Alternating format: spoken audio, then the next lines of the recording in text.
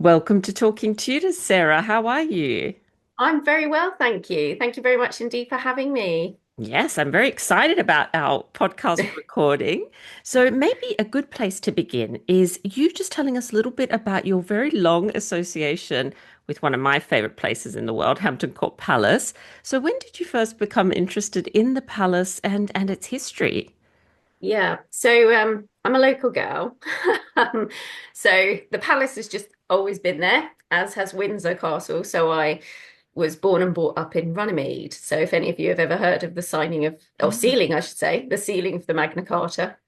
Um, so Hampton Court Palace and Windsor they're just always there. And so they've always been sort of part of my life. I've got photographs of me as a babe in arms being taken around the grounds of both, lots of photos of me as a toddler in the Tudor Pond Gardens. And so I've just always had a love for history. I think what actually really ignited my love of history was I went on a school trip to the Weald and Downland Open Air Museum, which has some amazing houses if you've ever been. And it's just it just really, really ignited mm. this love of historical buildings. And of course, once that happened, how lucky was I to have Windsor Castle and Hampton Court Palace on my doorsteps? So, we are actually going to be talking about some of the ghost stories associated with Hampton Court. But before we do that, could you just give us a little bit of an overview of the palace's long history? Hampton Court Palace, it's always been probably quite a significant site, even going right the way back. So when archaeological digs have been undertaken, they found Neolithic remains, they found Bronze Age remains. And then even coming through, from the time of William the Conqueror onwards, it's always been an important site. And I think because of its position, so it's on the River Thames, so it's kind of midway-ish between London and Windsor. So you can imagine it was quite a prominent position. Even today, everyone Yeah, wants a riverside property, don't they? exactly. Um, so of course, when Cardinal Thomas Wolsey was looking for somewhere outside of London, what better place to be, than midway between these two amazing royal sort of centres of power, both Windsor Castle and, of course, London, where you've got where there was Westminster Palace and obviously Whitehall as well after that.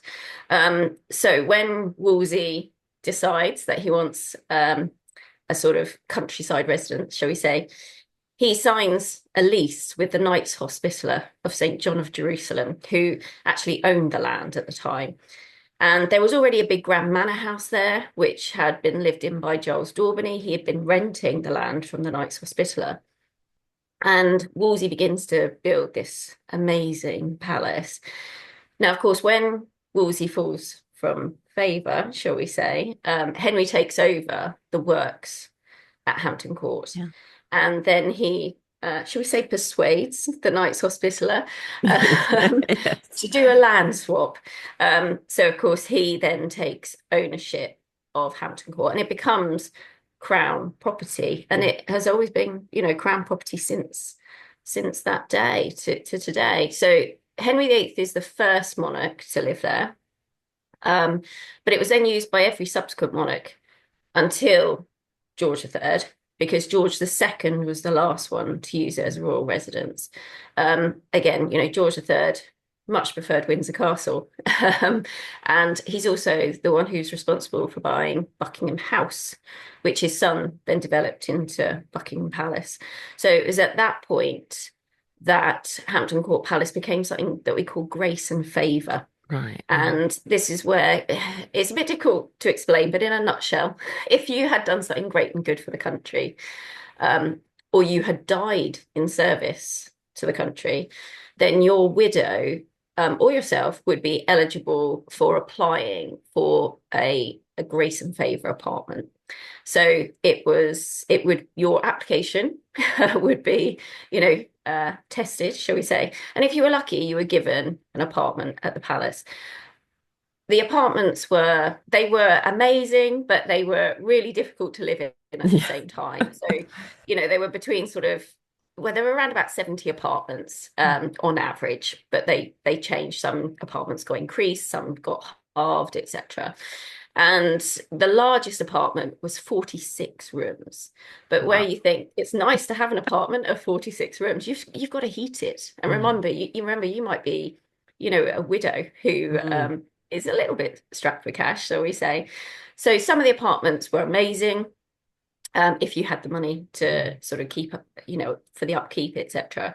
And others were really quite dire, I think, to live in. Some of them didn't have plumbed bathrooms, whereas others did. Yeah. Um, but yeah, so and then Grace and Favour continued right up until COVID. It actually Ah. finished.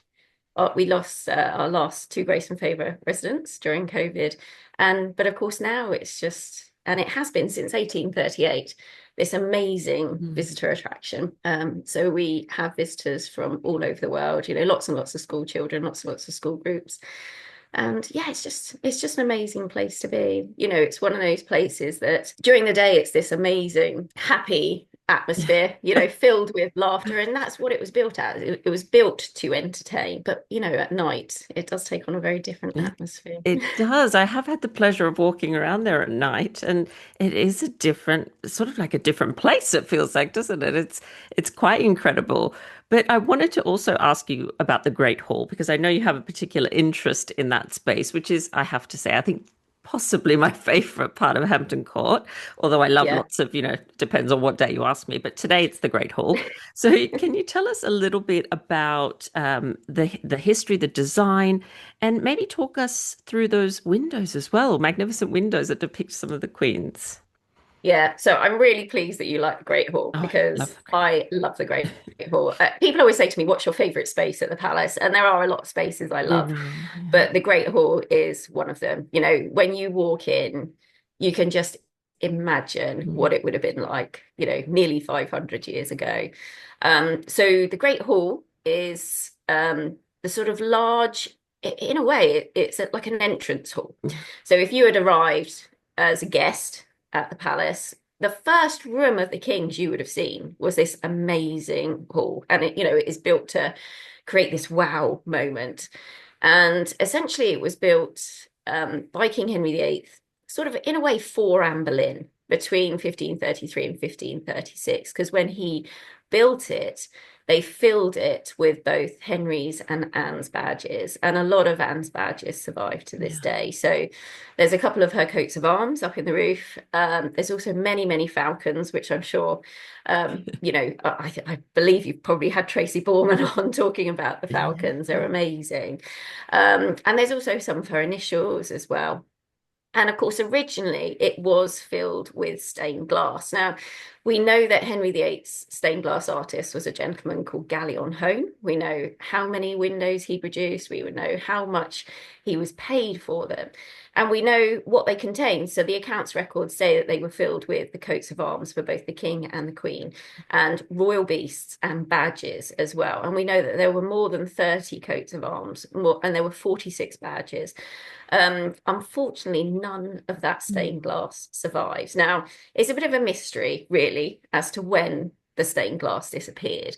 There is a photograph taken across Clock Court of the exterior of the Great Hall in 1845, and you can see that the bay window on the Great Hall has stained glass in Oh. it, but not the stained glass we've got at the moment.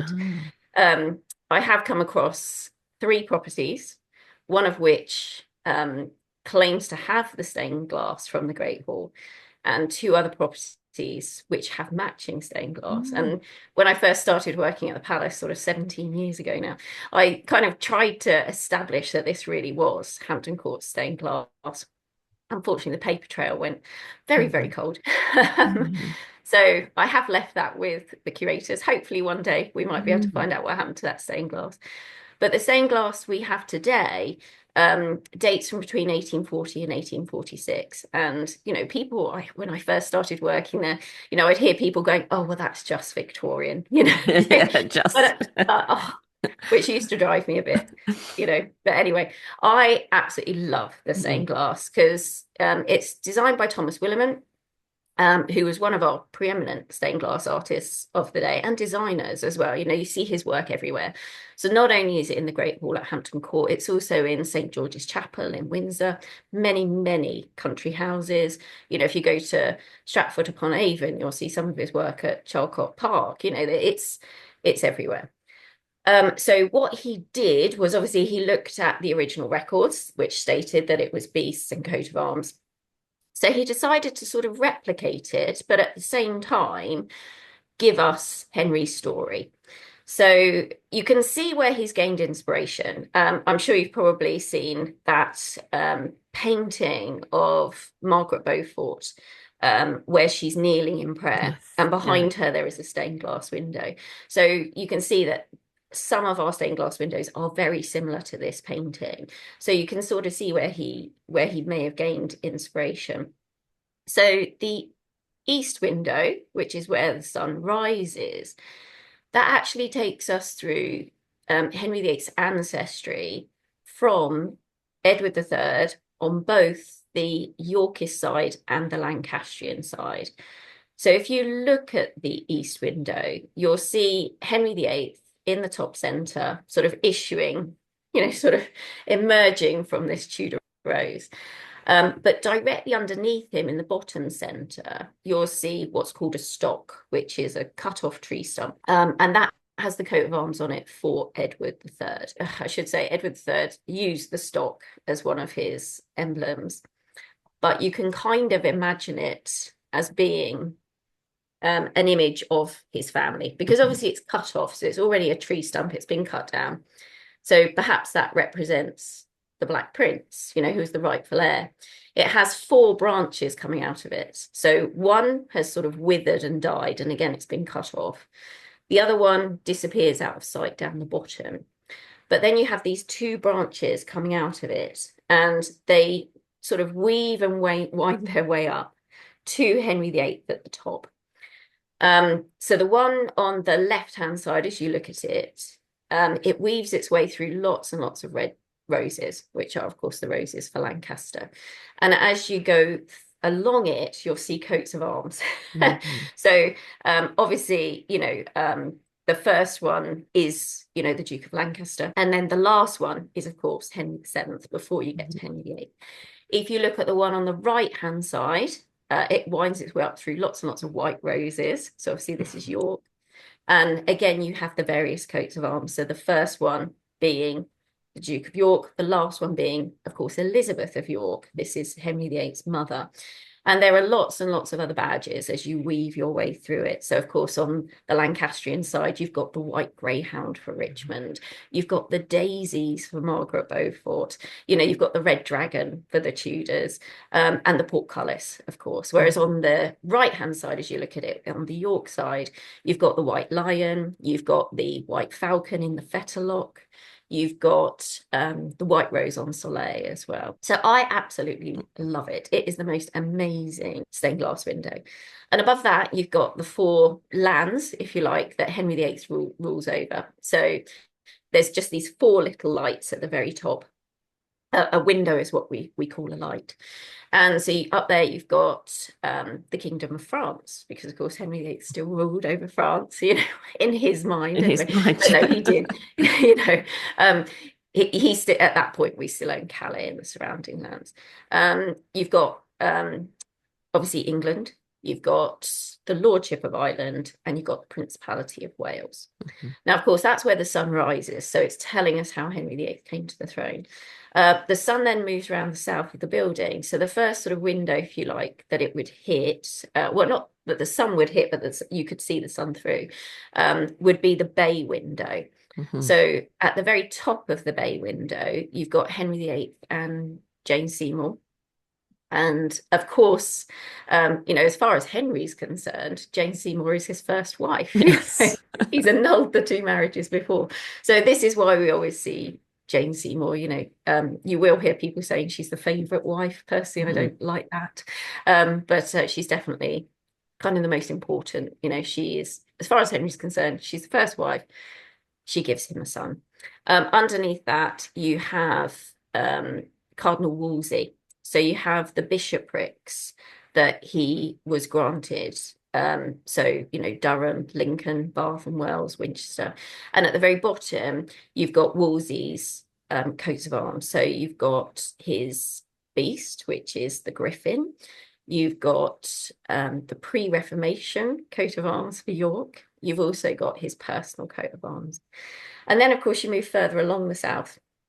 And along the south side of the window, you have got the first three queens. So you have a window dedicated to Catherine of Aragon. Then you have a window which just has royal badges in it. Then you have another window with lots of coats of arms. And of course, this is for Anne Boleyn. You have another window which has lots of Tudor badges. And then you have the third queen on this side, which is, of course, Jane Seymour. And again, filled with badges. Now, of course, the sun goes through them in turn. Opposite them on the north side, you have the three windows for the further three wives. So starting on the west side, so think of it as going around the room clockwise, you would have, of course, Anne of Cleves, then Catherine Howard, and then Catherine Parr.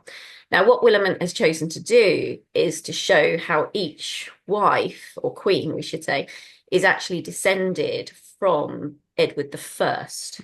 So as you were to look at these windows, so for instance, let's look at Anne Boleyn's. So in the bottom left-hand corner, you have Edward the First. You would go up the left-hand side, across the top of the window, and down the right-hand side, and it would take you to the Queen. So you see the crown coat of arms for that Queen. Obviously, you've just gone through all of their ancestors to take you from Edward the First to themselves. And each window is also filled with their badges. So, for instance, in Anne Boleyn's, of course, you've got the White Falcon. Catherine of Aragon's, you've got the pomegranate. And Jane Seymour's, of course, you've got the Golden Phoenix. Once you've gone through those windows, then, of course, you get round to the west side. And this is where the sun is going to set. So this tells us Henry's legacy.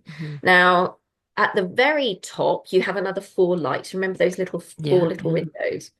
And that actually tells us about the palace's history. So the two on the left-hand side show the coats of arms for the Knights of St. John. So the Knights Hospital of St. John of Jerusalem. So that's a red background with a white cross. Next to that, you've got the coat of arms of Thomas Dockwra, and he was the head of the order who actually signed the lease to Thomas Wolsey. Next to that, you've got, again, the pre-Reformation coat of arms for York, and you have got Wolsey's personal coat of arms. But underneath that, you've got Henry's legacy. So this is where, in the very centre, you will see Henry VIII in his famous Holbein pose. There are three coats of arms either side of him with mottos. And of course, these are, again, the six wives. So, if you were looking at the window, you start looking at it on the left-hand side. Of course, you've got Catherine of Aragon, Anne Boleyn, Jane Seymour. You've got Henry. Then you've got, of course, Anne Cleve, Catherine Howard, Catherine Parr. But right at the very bottom, you've got his three legitimate children.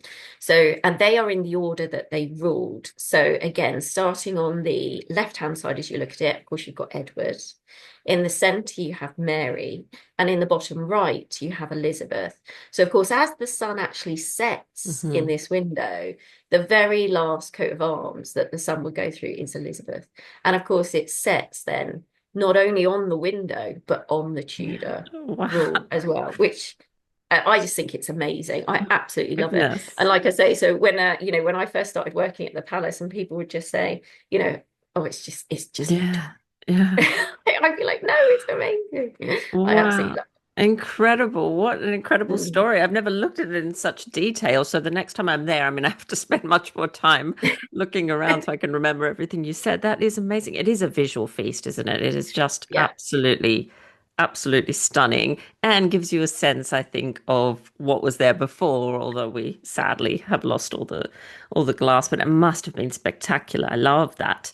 And Sarah, I want to turn our attention now to a spookier theme, one of my favorite things to talk about. So there are, of course, many ghost stories associated with Hampton Court Palace, and it's even said to be haunted by two queens as well. So can you tell us a little bit about some of these spooky tales? Yes, I can. So when I first started working at the palace, the expert on the ghosts is a lovely man that I used to work with called Ian Franklin. He's still a very good friend. And he was the one who really sort of started to record the ghost stories. And of course, he was amazing. He managed, he was very kind in sharing all of his knowledge with me. And then from there, I kind of started to explore them even more because I'm very interested in where these ghost stories actually come from. Yeah, yeah. And if there is any truth behind the matter, whatsoever.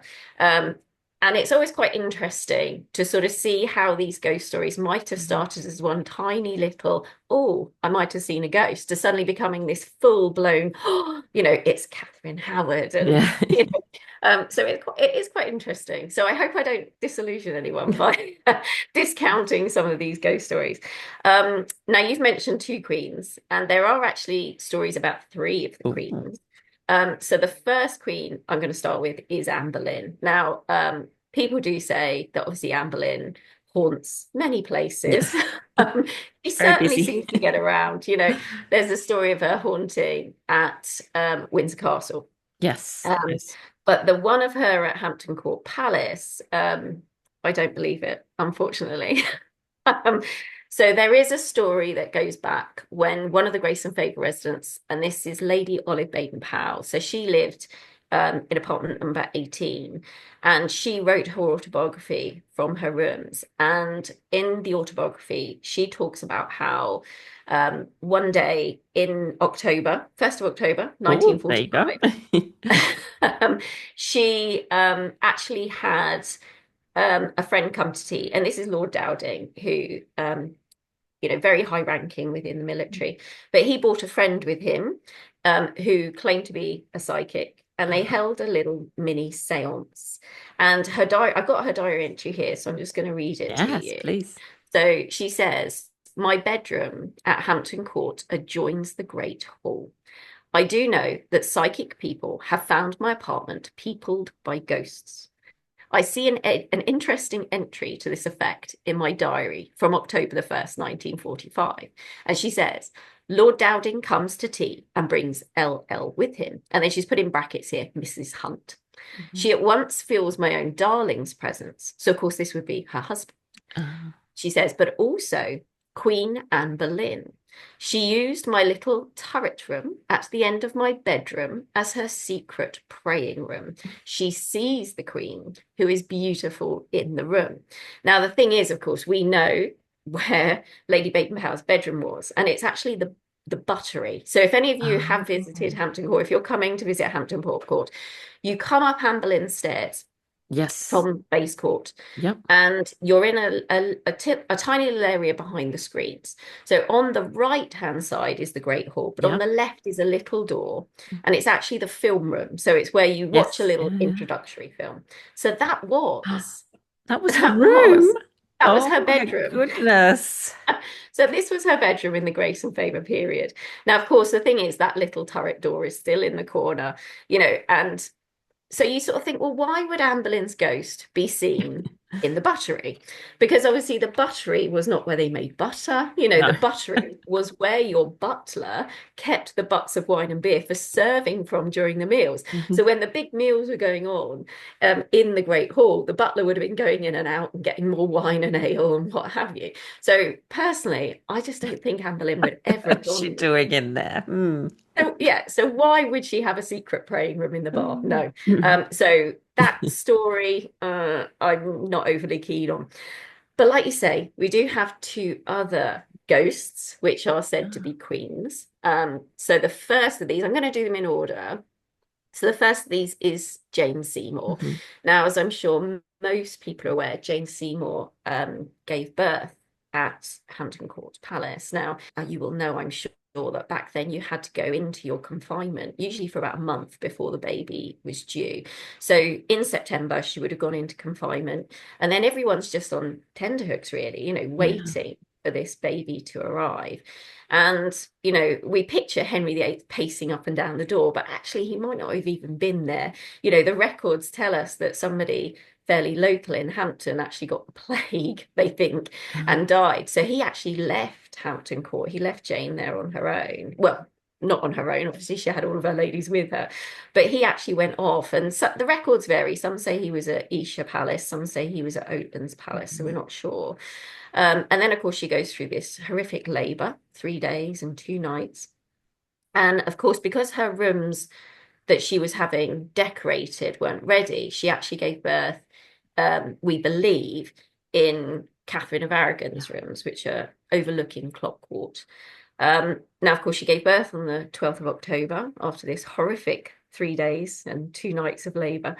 And 3 days later, Edward is christened in the Chapel Royal in great pomp and circumstance. I don't know if you've ever watched, the BBC did a film, of a recreation of this Oh, procession going through the no. Great Hall and Clock Court, and it was amazing.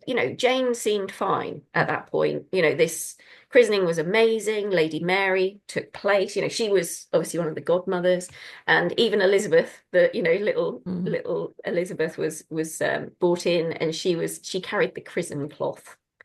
And but within a very few days, Jane Seymour did begin to look quite ill. And by the 23rd, things had turned quite grave. And of course, she actually died on the 24th of October in that room, 1537. Now, many people have sort of taken stabs at what she might have died of. We really don't know. For instance, Alison Weir suggests purple fever, which is probably most likely. She is then laid in state, as it were, in her room. So the very next day, 25th of October, she would have been eviscerated, well, Mhm. partially eviscerated, because obviously they didn't have refrigerated No, morgues of like we course. have Yeah. today, Yeah. which sounds awful. But of course, basically, her internal organs would have been removed. And the story goes that her heart was placed in a silver casket and then buried under the altar in the Hmm. Chapel Royal. She would, like I say, she was then embalmed, as it were.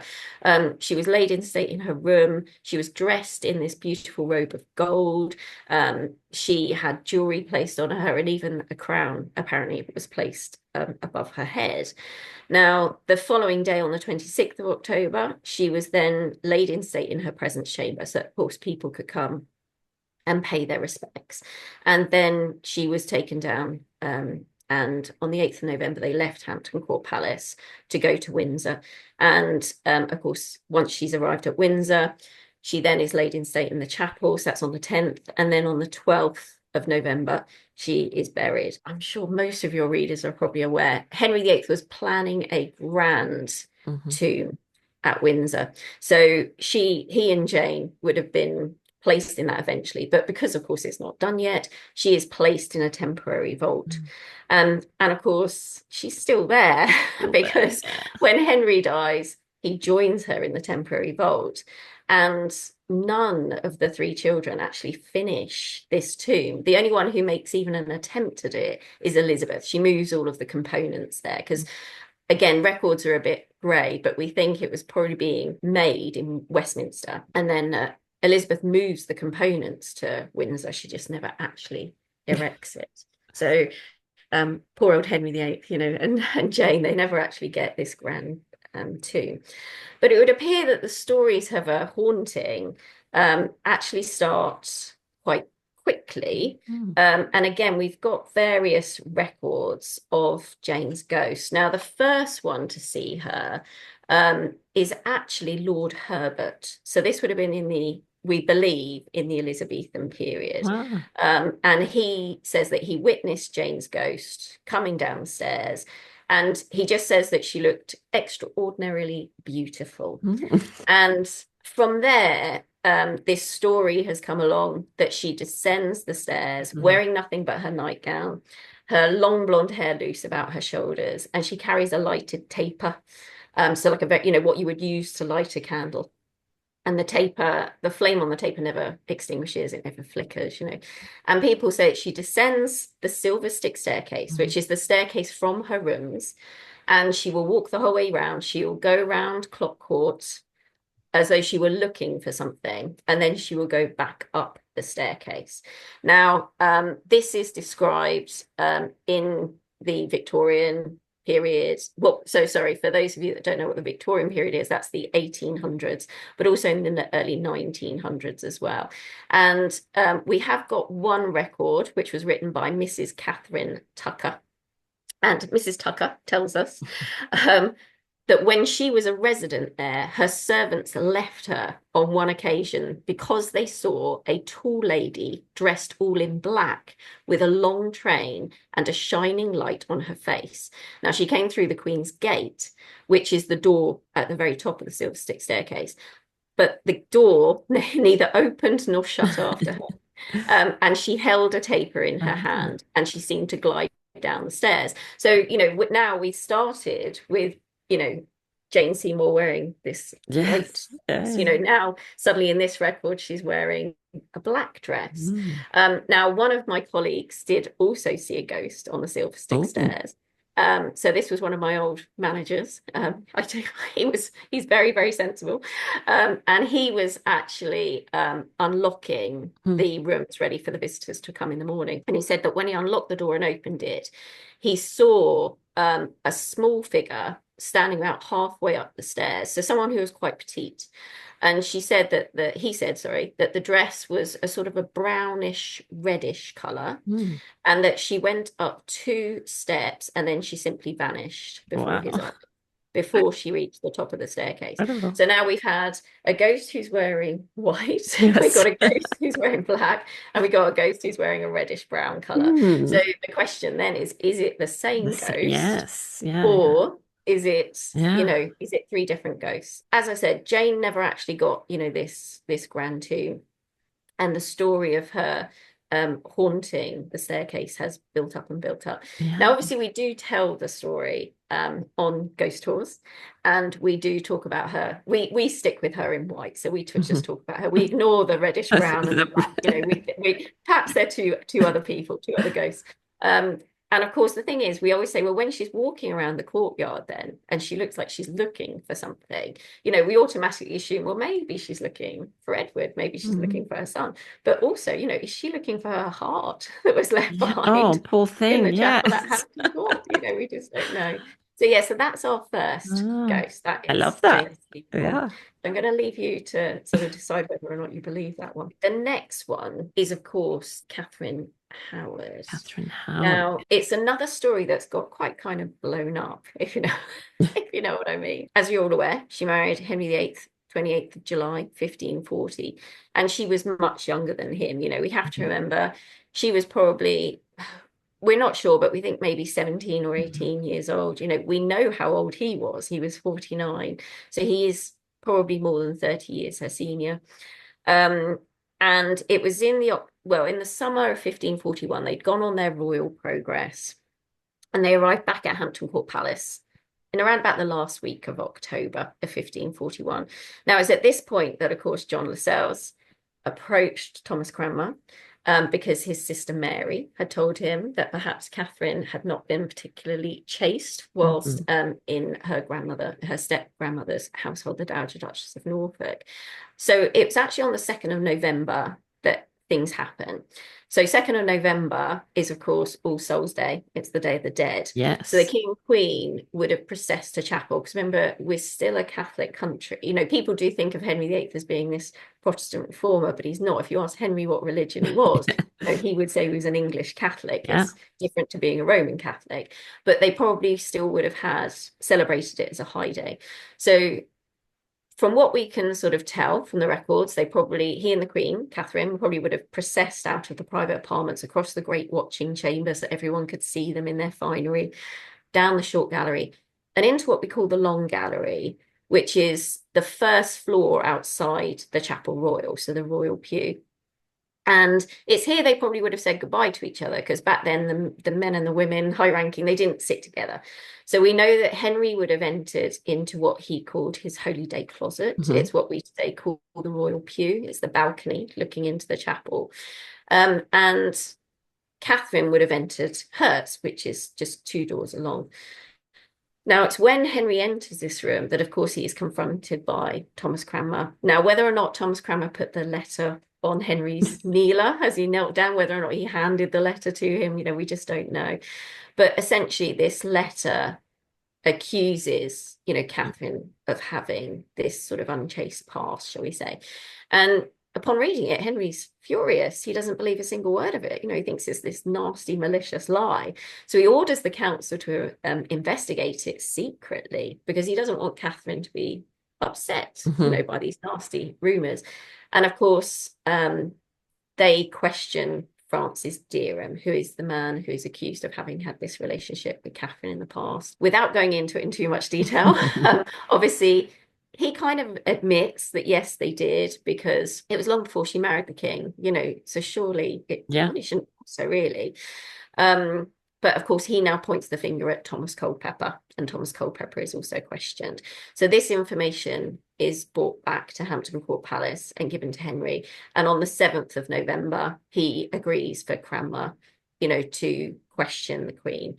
And Catherine is distraught. We know that Cranmer wrote, and I've got his quote here. So he wrote, "I found her in such lamentation and heaviness as I never saw no creature, so that it would have pitied any man's heart to have looked upon her." Now, of course, he was worried about her safety. He ordered the guards remove any objects that she might harm herself with. And of course, by the 8th of November, Catherine confesses that her and Francis Derham had used her in such sort as a man doth use his wife many and sundry times.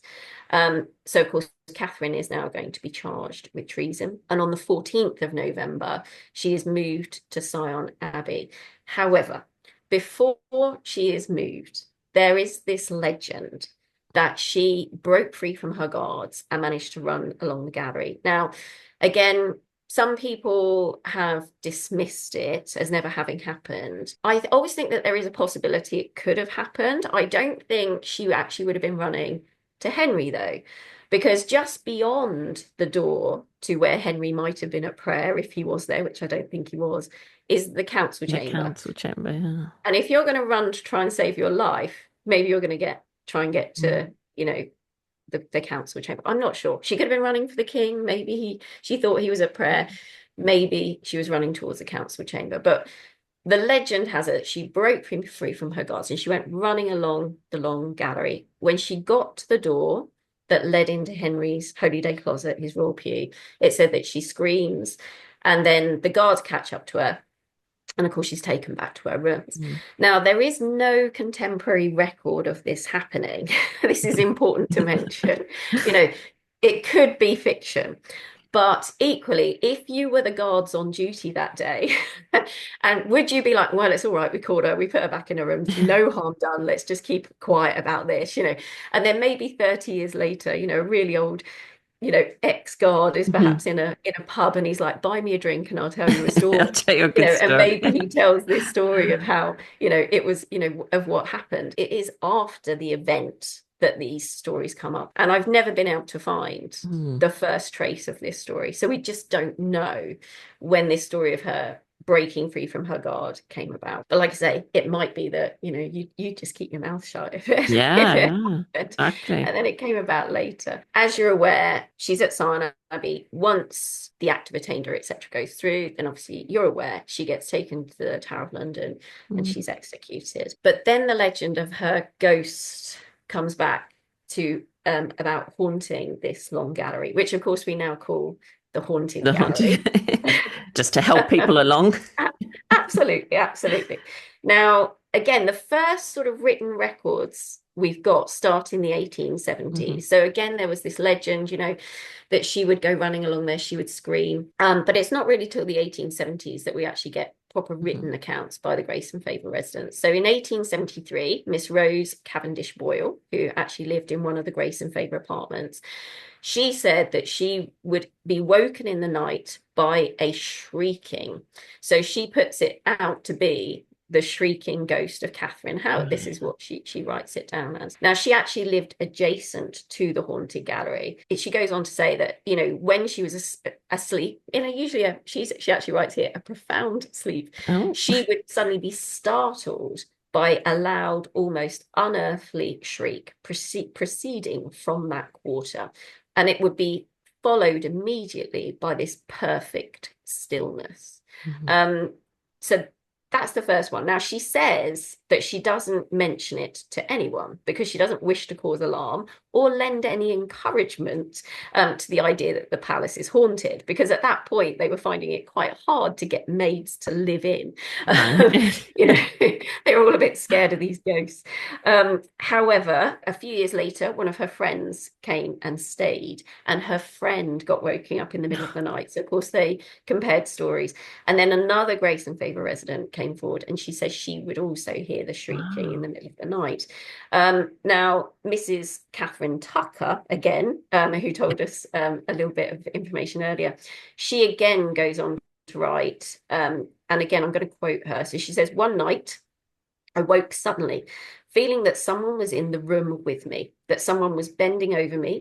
The pillow was pulled from under my head, and the mattress seemed pressed down. I was too frightened to light a candle by my bedside. It was quite dark. I could not account for it in any way. My apartment was situated near the haunted gallery, and I've distinctly heard loud screams in the dead of night, which still haunt the long gallery."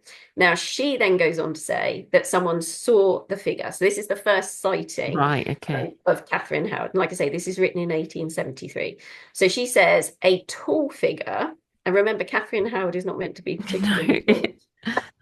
She says a tall figure dressed all in white has been seen going towards the royal pew, and approaching the door has rushed hastily back again, her garments all disordered, and a look of utter misery and despair on her face as she utters a succession of unearthly shrieks till she passes through a door at the Queen's staircase. These shrieks are heard, especially when there is no moon and in the autumn. And of course, Catherine was arrested in the November, Mhm. when the shades appear to be particularly restless. So, of Mm. course, that's the first written account we've got. And then it goes on that, of course, this story grows and grows. And now it is, you know, even though I say the first recording of her as being a quite tall woman dressed in white, but Yeah. these stories slowly change, and suddenly it is Catherine It's Howard. Catherine. And Yeah. people say they've recognized her from her portrait. But of course, no portrait of Catherine Howard exists. It's a bit So, problematic, isn't yeah. it? Um, but actually, lots of strange things do happen in the Mm. haunted gallery. So, on one particular occasion, we were expecting a visit from Her late Majesty Elizabeth II, and of course, before the Queen arrived, the police sniffer dogs are sent through the routes to search, Mhm. and you know, police sniffer dogs—they're highly trained, aren't they, to obey Yeah, their of handler. course. And it didn't matter what the handler did. The dog just lay in the doorway, and it was whimpering and crying, and it flatly refused to get to How enter the gallery. odd. They actually had to radio for another dog, and the second dog came up, went in the gallery, no problem at all, you Mm. know, but the first dog, no way. That is The so other odd. it's really strange. Yeah. And then the other thing that happens in the haunted gallery, which again is very odd, is that women mostly, apparently some men occasionally, I've never seen or got any written records of any men, it's always been women, Mhm. will faint underneath the chandelier outside that door to what we call the royal pew, the King's Holy Day closet. So Mm. this is where the ghost is said to scream and turn. The number of women fainting underneath that chandelier were growing rapidly, you know, throughout. And again, this information comes from Ian Franklin. It was before I was Right. working at the palace. Uh-huh. But he says that throughout the 1990s, the number of women fainting were growing. One day we had women faint on successive tours. Oh my So goodness. this led to the very first ever scientific investigation. So in the year 2000, there was a professor, Dr. Richard Wiseman, Mhm. who led an investigation at Hampton Court Palace. They set up electrical equipment, they put in video cameras, they surveyed 600 volunteers. You know, these volunteers had to sort of say, you know, they'd never heard any of the ghost stories Yeah. before, and then they were sent off to various parts of the palace, and they had to fill out a sort of a questionnaire. Now, Dr. Richard Wiseman's paper is still available online. Mhm. If you Google it, you can Yeah. find it. He never actually comes up with a conclusion as to whether or not the ghost exists. But they did find electrical magnetic fields Yeah, within yeah. the haunted gallery, and they did find a cold spot as well. So there is actually a cold spot, where the ghost is said to scream and turn, Mm. where the women have been That's interesting, fainting, and isn't this it? cold spot cannot be Yeah. explained. But then last year, there's a BBC podcast and TV series called Uncanny, and Yes. they came and filmed at Hampton Court. And yeah, they interviewed myself, and then I took Danny Robbins along the gallery. So that was aired in the January of this year. So if any of you have access to the BBC iPlayer, you should hopefully be able to get that up, depending on which country you're in. I'm not sure, but so he investigated this, and he had EMF readers, so he Hmm. was checking the EMF readings along the haunted gallery, and actually the wall opposite the door and the chandelier where these women are Yeah. fainting and there's this cold spot does kick out a much higher EMF Oh, reading than interesting. the rest of the haunted gallery. So I thoroughly recommend that you watch that on iPlayer because Mm. it's quite interesting. It's quite Yeah. interesting. But yeah, so that's it. But the thing is, really, that written account of the ghost of Catherine Howard is Hmm. the only sort of proper written account we've got. Right. Yeah. As far as I'm aware, no one else has actually seen the ghost. Hmm. It's just the way only one person has seen the ghost of Catherine Howard, but it's one of these stories that's got Yeah. inflated over Yeah. time. But who knows? Let me know if any of your Yeah. listeners Absolutely. I have have to actually say, seen I the ghost. have over the years since sort of going online in 2009, I have had so many people, Sarah, write to me about having experiences in the Long Gallery. I don't think anyone has ever claimed to have seen her. But certainly there have been people that have fainted, that are there. I remember also people that felt something around their neck or someone grabbing them or touching them or things like that, or just felt very sick, felt very unwell as soon as they Yeah, sort of entered that space. So it is really interesting, isn't it? And yeah, especially as you say, considering the readings that various people have gotten in that area. And I need to find that documentary that you mentioned. That sounds brilliant. I will have a look for yeah, that. So of yeah. course It is. there's Oh, another very famous episode associated with Hampton Court.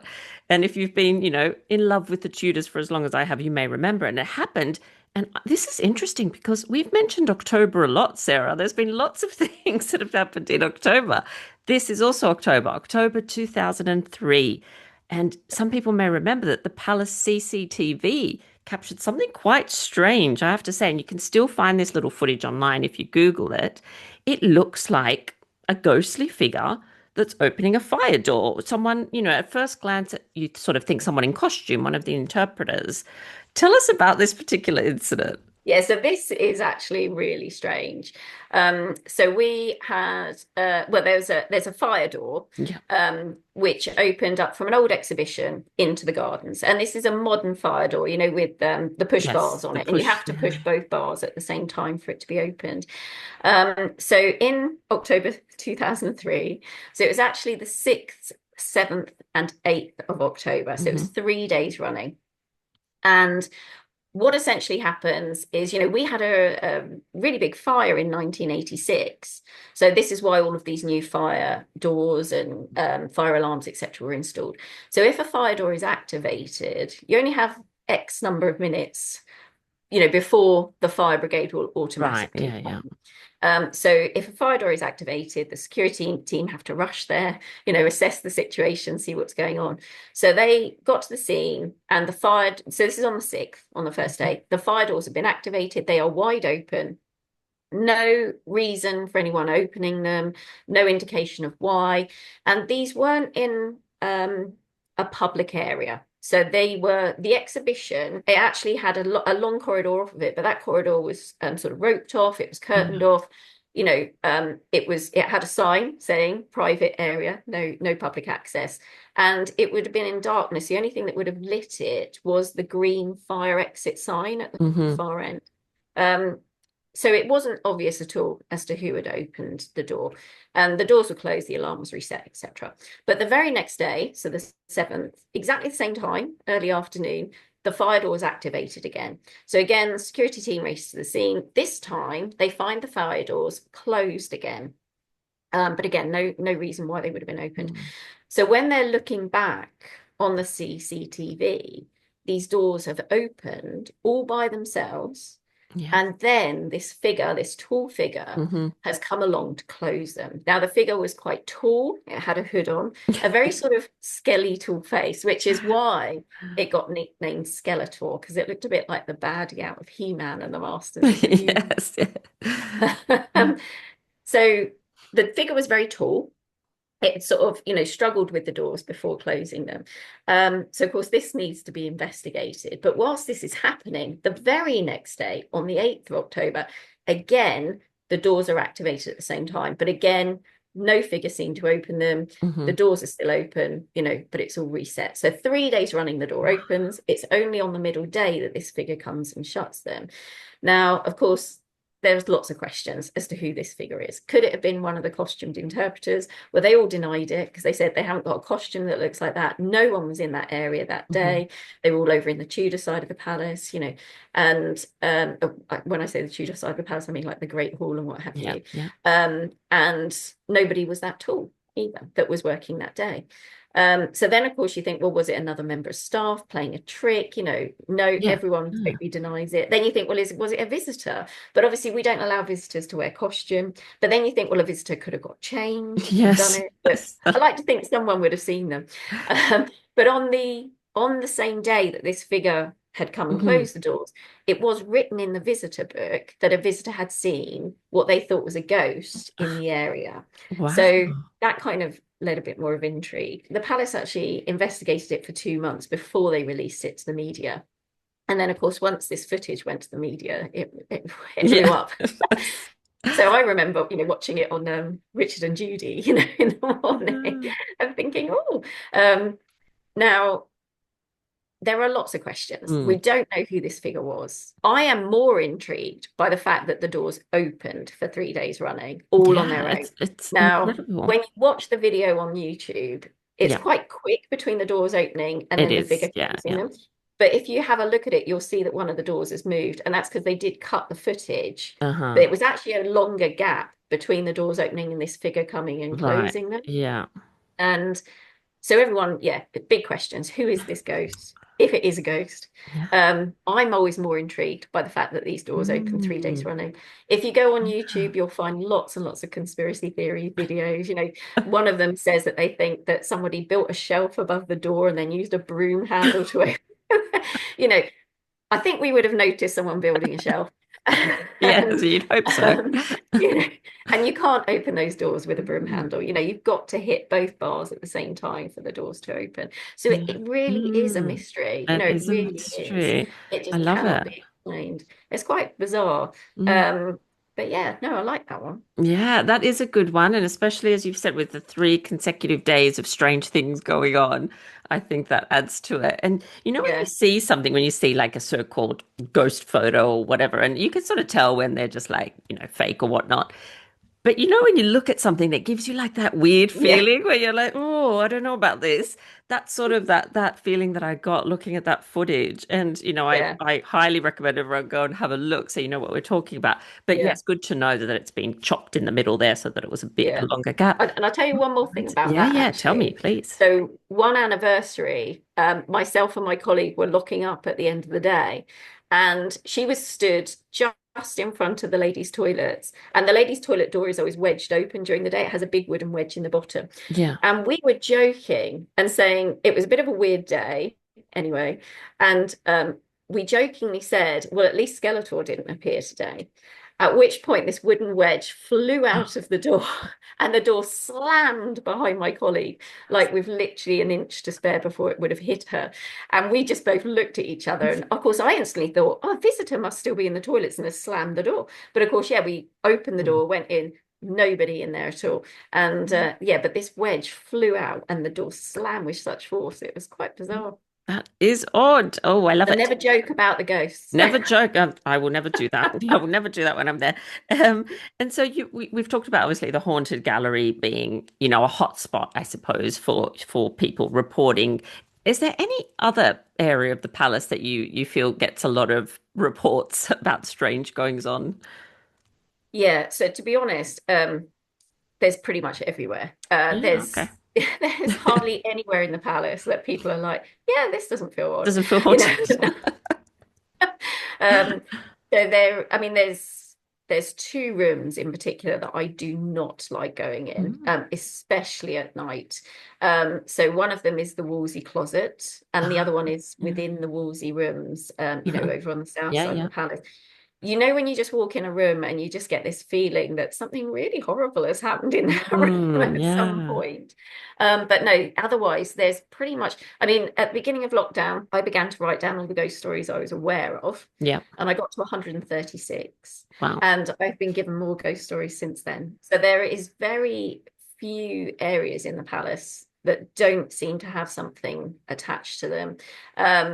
So many of my colleagues have got stories of how they would, even if they're just walking along a corridor on their own and they get tapped on the shoulder or their hat gets knocked off or Yeah, yeah. something like that. So it is quite bizarre. Mhm. I would say probably Queen Caroline's rooms, which are the private Georgian rooms, they seem to get a lot of stories attached. Mm. The Wolsey rooms as well, and also the Lower Kings. So William the Third's private Okay. rooms at the bottom. What about the Um, kitchens? I find the kitchens so yes, atmospheric. I yeah, love yeah, the the kitchens. kitchens. Yes, so the kitchens also have a lot of stories. So obviously Historia, now the kitchen interpreters, they used to have to get in quite early in Yeah. the morning, and they would say that as they walked in, they could hear like the fire crackling, even though, Ah, they hadn't lit the fire yet, and they could yeah, wow. sometimes hear people talking, Yeah, they could yeah. hear the pewter moving. And again, yeah, lots of strange things have Mm. happened in the kitchen. So I think the oldest parts of the palace certainly seem to have lots of stories attached, Mm. but then equally, like I say, William and Mary's, the Baroque side does too, because don't forget it was built on top Of of course, Henry VIII yeah. and the apartments Yeah. built for Anne Boleyn, which were then altered for Jane Seymour. So it doesn't seem to matter where you are in the Where you palace. are. There is there is something attached to it. Wow. Amazing. I probably haven't felt anything there because I always walk really quickly through that part of the palace. I think I have to slow down next time Yeah. I go. And so obviously you talked about that experience that you had with your colleague outside the bathroom. Have you ever had any other kind of major things that have happened, or even if they're not major, strange things? Yeah, they have actually. I mean, I know I've kind of said, that the ghost stories of Catherine Howard and Jane Seymour seem to have changed over time, Yes. Yeah, and yeah. what have you. I don't want you to think I'm, disregarding the ghost stories at all. Anti-ghost. Yeah, no, I'm not. Because having worked there for 17 years, um, I have had lots of strange I experiences, imagine, that yeah. cannot be explained. So there is a door that if we were open up in the morning, we had to go through a door to go right to the far end, and unlock the fire escape, etc., ready before the visitors arrived in the day. And you would get locked in this particular set of rooms. And that's because even though if you'd left the door wide open and you were the only person there, the visitors haven't been let in yet. And this door you'd come get back to it, the door would be closed, and the bolt on the opposite side of the door would be slid across. So you would be bolted in. Oh There was my nothing you could do. goodness. So you had to, radio for help and get someone to come and let you out. And it wasn't just me. This used to happen to Mhm. it used to happen to a lot of people. So in the end, they had to put a pin in this door to stop it bolting. But it's weird things like that. It's the physical things. It's like when I was joking with my friend about Skeletor and the door slam behind her. Yeah, yeah. Um, there's a lot of odd things like that. I've heard voices, and you Mhm. sort of think, well, it's when you hear a voice and you think, did I just hear that? Did it Yeah, carry up yeah. to the gardens? So the Queen's Gallery, when you're looking down at the end of the day, I was in there once, and because you had to turn the lights off at the beginning, you have to walk through with a torch, so it's quite dark. Mm. You've only got your torch, and I could have sworn right next to me a child giggled, and it's Oh, and then that's you think, tricky. hold on, did it carry up from the Yeah, gardens? Was yeah, it someone in the yeah. gardens and it's Uh, just the sound carrying up? Don't know. Don't know. It's very, very mm. strange. Great place to work. So interesting. I love it. And so, last question for you. You've been so generous with your time. Out of all the stories, you said you've collected, over 100 stories, which is incredible, including the historical sort of accounts that we've got. What's your favorite Hampton Court ghost story? So mine is Dame Sybil Pen. So Dame Yes. Sybil Pen, the Grey Lady of Hampton Court Palace. She is my absolute favorite. So she was a lady who worked for four of our Tudor monarchs. So, of course, she was employed by Henry VIII to be the dry nurse to Edward VI. She then worked for Edward, as far as we're aware. She then definitely worked for Mary. You know, she rode with Mary on her official entry into London when Mary Wow. took the throne from Jane Grey. She was present at both Mary's coronation, Mary's funeral, and Elizabeth's coronation. And under Elizabeth, so she had been, I think she had been a lady of the bedchamber under Mary, but under Elizabeth, she was an extraordinary gentlewoman of the Privy Chamber. So when Elizabeth gets the smallpox at Hampton Court Palace in October of 1562, October again. It's yeah, the yeah. theme. I tell you, it's all October and What's November. going It is on? all October and November. It's bizarre. So obviously, Elizabeth I has the smallpox. Her ladies managed to nurse her back to health. We know that Frances Sidney caught the smallpox from the Queen, but she recovered. And it's believed that Sybil Pen also caught the smallpox from the Queen Mhm. because she died on the 6th of November of 1562 at Hampton Court Palace. And again, looking at the records, we know that her corpse was immediately removed from the palace that same day, and she was taken for burial in the local parish church of St. Mary's. Now, she has a big grand monument, a tomb, as it were, in St. Mary's. But St. Mary's Church was altered in 1829. It was decided the old church was too small, a new church needed to be made. So, of course, when the old church is demolished, all of those monuments were removed for safekeeping. And there was a local legend around the tomb that said if it was ever opened and disturbed, then, bad luck would befall the local parish and this, that, and the other. But of course, that monument is put back into the new church when it's completed. So you can still go and see the monument. But it's at that point that the ghost of Sybil Pen was said to return to Hampton Court Ah. Palace. So she is our most frequently seen ghost. She's the one we've got the most recorded sightings of. She's been seen by so many people. So, remember I said Catherine Howard has only really been seen Yes, once, only but Sybil Pen, she has been seen countless times. We've got so many recorded sightings of her. The first sighting of her was in the 1880s, and she's been seen regularly since then. So she is my favorite. Now, people who have seen her, and it's important again to mention that most people who tell me they've seen a ghost, they say it doesn't look like a ghost. It looks like a solid, like a substantial solid person. person. That's what I've heard. Yeah. Yes. So the most recent story from the latter sort of early 2000s. So one of the volunteers was walking up the staircase and she saw this woman in Tudor costume begin to come down the stairs towards her. Now she assumed that it was one of the costumed interpreters. So she stood into the side to allow this woman to come past her because obviously she had the big skirts. And she said this woman didn't acknowledge her or say thank you. So she Mhm. sort of thought it was a bit rude. So as soon as the woman had passed her, she turned to look at the woman again and she'd completely vanished into thin air. So, of course, it's that point she suddenly realizes Yeah. she's seen the ghost. Now, when it was a Grace and Favour residence, the servants would complain that in the middle of the night they would be woken by cold hands being pressed upon their Oh, faces. Which sounds terrifying. But if it is Dame Sybil Pen, which most people agree it is, she's recognizable from the stone effigy upon her tomb. ah. Remember, she was a nurse. So I like to think she's just going around checking you're all right. She's checking the Mhm. temperature. So I think Yeah. she's a nice ghost. Oh, I love that. Yes, I have heard about her there as well. That's so interesting that she's been seen like recently. That is Yeah, incredible. Wow, yeah, amazing. And absolutely all the sort of stories that people have told me that have seen things say that the ghosts are absolutely solid, that you wouldn't know the yeah, difference between them and us except for yeah, when they disappear or some other, yeah. thing, which is, oh This my is it. goodness, incredible, isn't it? Yeah. And this is why people often say to me, well, how come we only ever see old-fashioned ghosts, like from the past? Yeah, We never see modern ghosts. And I say, well, you might you have might, walked you wouldn't past one even and know, not would you? twigged because they looked normal, you know. Oh, I love it. Absolutely love it. So, the very last thing is the Tudor takeaway. So, I do ask all my guests for something for our listeners to go off and explore after the episode. You have already given us some wonderful things to check out, but do you have one final takeaway for us? Am I allowed to give you more than one? Oh, yes, of course. We love that. So, because obviously it depends what area you're interested in. So, if you want social history, then I thoroughly recommend a book called The Palace by Gareth Russell. He's an Oh, amazing yes. author. We love Or, that. of course, The Private Lives of the Tudors by Tracy Borman. So that's for the social history. But also, I'm going to recommend, because we're coming up to Christmas, Tudor Christmas by both Alison Weir and my lovely colleague, Siobhan Clark. If you want sort of an architectural history of Hampton Court Palace, then of course I'm going to say Hampton Court, A Social and Architectural History by Simon Thurley. And then, of course, if you're very interested in the footsteps of Anne Boleyn, I can, of course, recommend In the Footsteps of Anne Boleyn by yourself. It's a good And of one. course, I've heard about that one. That's it's, great. yes, it's amazing. And yeah, again, that was one of the, I mean, my bookshelf is ridiculous, but yeah, I love your book. If I'm Oh, going somewhere thank you. else, I like to know. So I do use that one. I love it.